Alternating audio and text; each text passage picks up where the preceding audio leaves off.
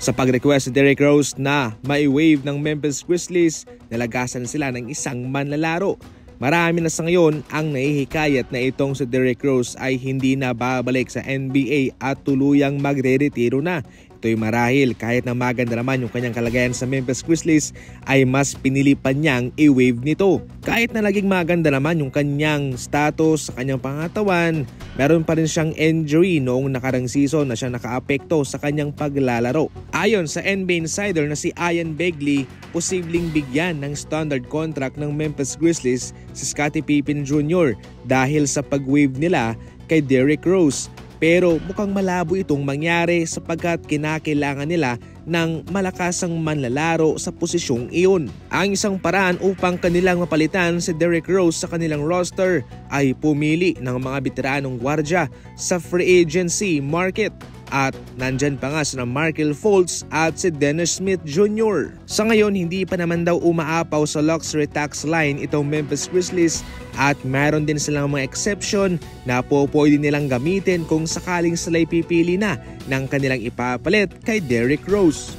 Ito ang panibagong trade proposal galing sa Bleacher Report patungkol sa Golden State Warriors at sa Chicago Bulls. Naputol nga ang kanilang negosasyon sapagkat hindi gusto ng Golden State na mag-trade para kay Zach LaVine nung ito'y i-offer ng Bulls sa kanila. Pero heto ang panibagong proposisyon na siguradong i-consider daw ng dalawang koponan.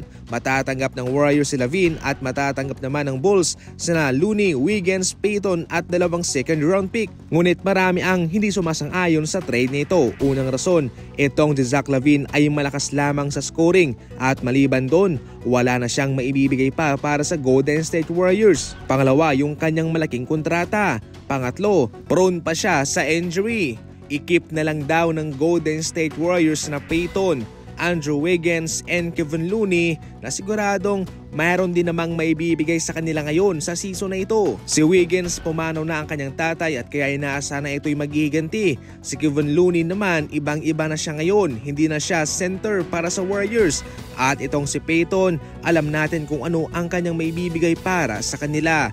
At meron pang mga picks mga idol. Kaya sa kabuuan, nararapat na wag na lang daw mag-trade ang Golden State para kay LaVine. Sa ating huling balita, kaya pala kinakabahan itong si LeBron at nawawala sa focus. Sa ating nakarang video, inamin mismo ni LeBron na mayroong mga pagkakataong na-out sa focus siya at nadidistract. Ito'y marahil hindi pa rin siya makapaniwalang kasama niya na ang kanyang anak sa NBA at sila'y nasa isang koponan pa. Parang isang malaking problema ito para sa Lakers.